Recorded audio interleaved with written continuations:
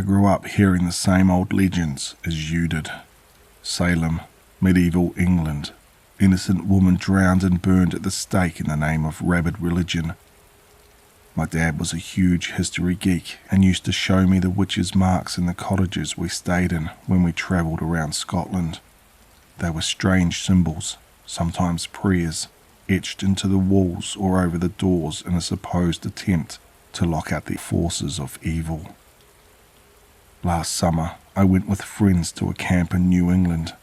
It's taken me this long to say anything about it because I'm still not sure what happened. I'm still not sure I'm not just insane. But yesterday, when I saw the reports of the missing family, I knew I had to say something. The trouble with ghost stories is that they always tell you there's some way to protect yourself, some symbol to draw or prayer to say or handsome exorcist to call on. There isn't. There is only warning. The camp was set up at the edge of the Black Lake, seemingly bottomless, and we knew its history going in. Liam grew up around there, said the kids used to call it Witch Lake and sing garish songs about Breakneck Sally. We laughed about this in the car ride up as we passed around the Google Docs itinerary and a blunt, or most of us did. Hannah only chewed the bottom of her lip and watched the trees race by in a grey blur. I tell you, it looks like any other woodland tourist camp in Connecticut when we got there. I wish I could say there was a sign or a feeling or an obviously sinister vibe, but the first thing I noticed was the colourful map display and the bulletin board advertising free face painting for children under 12. We stayed in cabin 23, and that was where we first saw it. Stooping under the low doorway, we filed in and sauntered around to look. The floors were old wood and scuffed with decades upon decades of us. The fireplace was stone, made nearly black by soot. The furniture was startlingly modern. On the back wall was a plaque discussing how cabins 1 to 29 had been built as part of a fur trading camp in the early days of the colonies, then swiftly abandoned after 11 months due to what has only been recorded as blight. As I made a slow turn around the room, my eyes caught on a line of symbols etched deeply into the wood over the window, and I jumped. "Holy shit," I muttered. John came up behind me and squinted at them. They were smudged with black at the edges, like they'd been burned in. "What is it?" he asked. Normally, we'd be asking him. John was a classics major with several minors in all kinds of eclectic nonsense. At least one of them was in linguistics. Liam, his roommate since freshman year, called him Indy after Indiana Jones. "They're witch marks," I said, running my finger over the jagged lines and whorls. I was pleased to know something that John didn't. People used to put them over the entrances to their houses to keep witches out. Hannah made a squeaking noise in the back of her throat. John laughed and turned to wink at her. "Come on now," he chided me. "Don't scare her." "I'm serious," I said, but my mouth quirked up in a barely suppressed smile.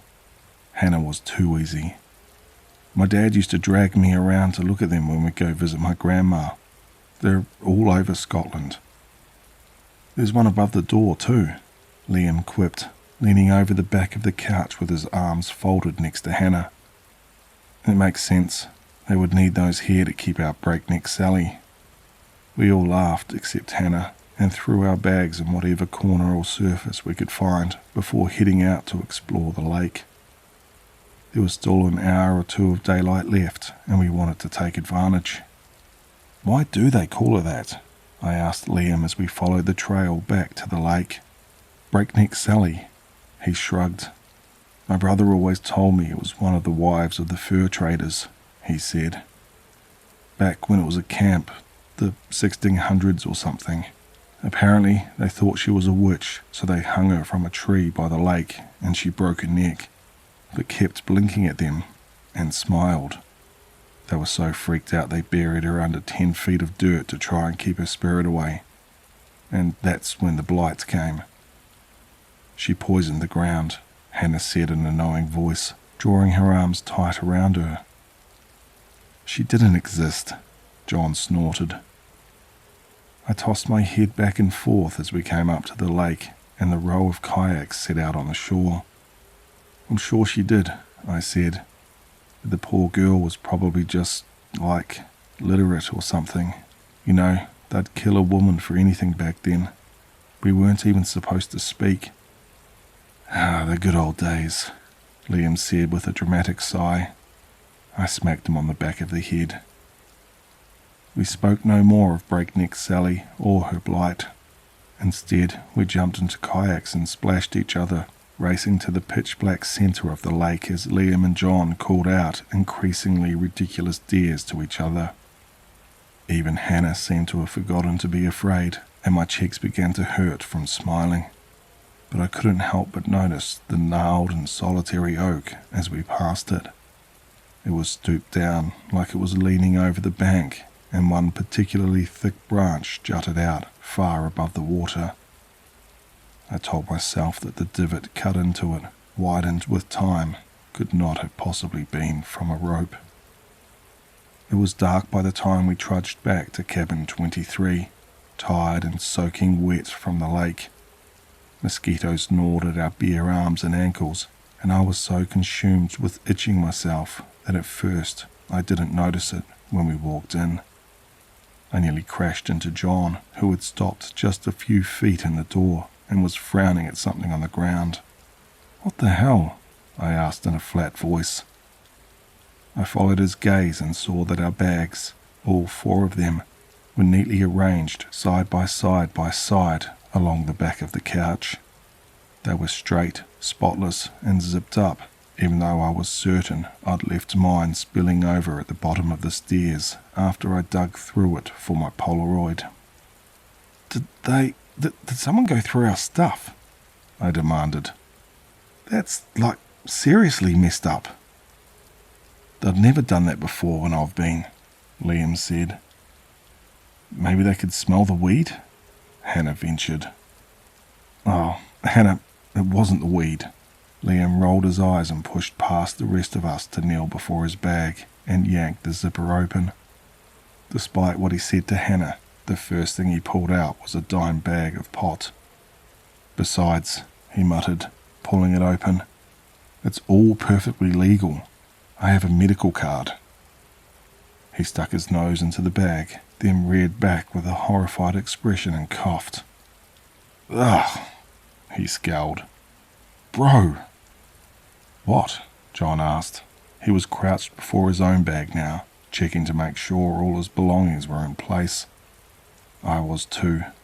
Nothing was missing. "It stinks," Liam huffed, tossing the bag aside. "Must have got mold or something." "Come on, they probably just sent in the cleaning people and they lined the stuff up for us to sweep the floors or something." He stood up and slapped his knees. "I need a drink." So when we were changed and less rattled by the disturbance of our bags, we flopped down between the couch and a nest of pillows on the floor and cracked open the beers we'd brought, chatting over the soft lull of some reality show in the television. There was something off about the beer, I remember. Something cloying and sour. We were college kids though, and had all drank worse. "Anyway, it's not like she cheated on her paper or anything," Hannah was saying, wrapped up in the woolen blanket beside me. "If she plagiarized anyone, she plagiarized herself. It's—" She cut off there, and her face went white. Her gaze was fixed on the window next to the door. "Who is that?" she whispered. We all turned at once. I felt a spark of annoyance, sure it was just going to be a swaying tree or, at most, a raccoon. But no, it couldn't have been more obvious than this. A figure stood outside, human, but wrapped tightly in white linen from head to foot, like a mummy. Her arms were free, hanging with tattered scraps of cloth, and her hands were black with dirt. judging by the shape. She was a woman. Liam and John slowly stood up from the couch. Liam shook his head. I don't know. Maybe some kind of frickin' reenactment? To scare people? Well, it's messed up, I snapped, pulling Hannah closer to me. Tell them to get lost. The boys exchanged a quick glance, and John tipped his glasses back on his nose with an uneasy frown. Swallowing, Liam nodded and shuffled up to the window to tap on the glass. All right, man, he called. You got us. Go on to the next one, huh? Our friend doesn't like this kind of stuff. The woman stayed motionless. Just go away, I yelled.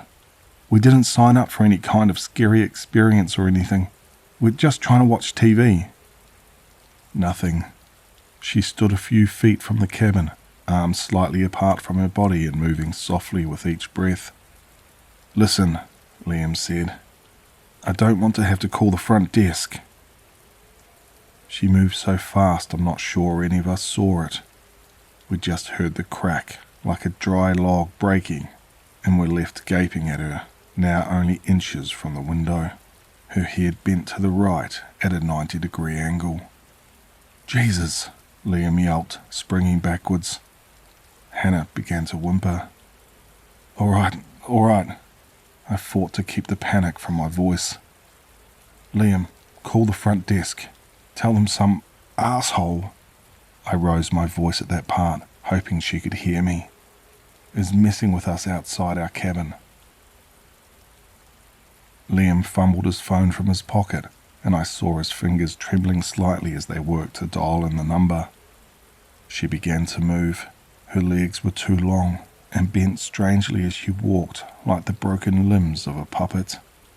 At first I thought she was retreating, cowed by the threats to call the front desk, but then I saw her ghostly form slip past the window, through the kitchen, head still bent and staring in at us even as her body went forward. Then she appeared in the back window, then by the door again. She was circling the house. I want to go home, Hannah whispered.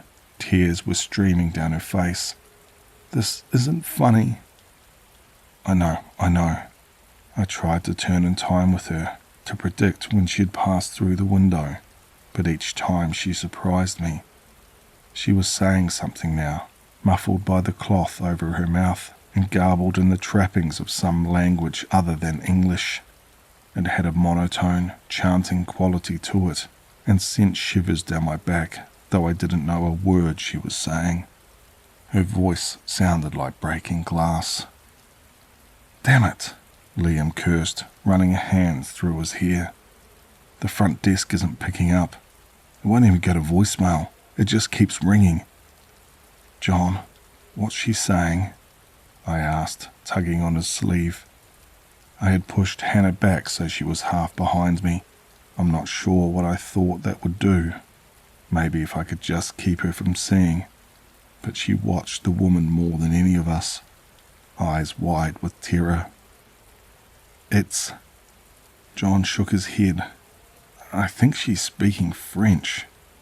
But it's old, like 1600s? Liam asked. Liam, shut up, I snapped, glaring at him. This isn't the time. Well, I'm just saying maybe this person is pretending to be. John was listening now, keyed into the constant chanting and spinning slowly around the room to keep his ear to the woman. Something about soup, he muttered. A soup of your entrails. The darkness is already inside. God has turned his back and... He stopped, stock still, in the middle of the room and blanched, his jaw suddenly snapping shut. He was still listening. 1, 2, 3 whole seconds. We watched him hardly breathing. Liam, he whispered. Call 911. What? Jesus, man, call them now. All right." Liam pounded the numbers into his phone just as the woman who had passed by the back window pounded on the side of the cabin. Hannah screamed. John turned his head to the side and vomited. Another bang. The cabin shook, and I could not see where she was, but a flash of white blurred at the edge of the window, flapping in the stale summer breeze. "Call them," John insisted. I can't. Liam shook his head with a frantic look in his eyes. "There's no service." There was no time either. The banging had turned into a series of grunts and scratching noises against the back wall, and they got higher and higher up until we found ourselves with our heads tilted back towards the ceiling. Faintly, through the second floor above us, we heard shuffling footsteps. "My God," Liam breathed. "Is she on the roof?" She let out a feral howl. It was unlike any animal I'd ever heard, but it wasn't human either.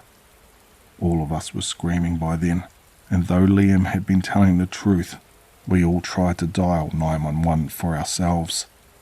No avail. It rang and rang and rang. The footsteps quickened, the ceiling shook, and she sounded like she was somehow getting closer. But I couldn't think how. I didn't see her out of any of the windows, and the stairs were clear, and the only thing on the roof was... We all locked eyes on it at once. The fireplace. She was coming through the chimney. It happened so fast. First, I think the TV went out. I don't know why that stands out so clearly in my head, but the host of the reality show had been mid-sentence talking about today's challenges, and then he was cut off, and the room went dark as the lights cut only seconds later. We all bolted towards the front door blindly, and then Hannah screamed. She screamed louder than the rest of us.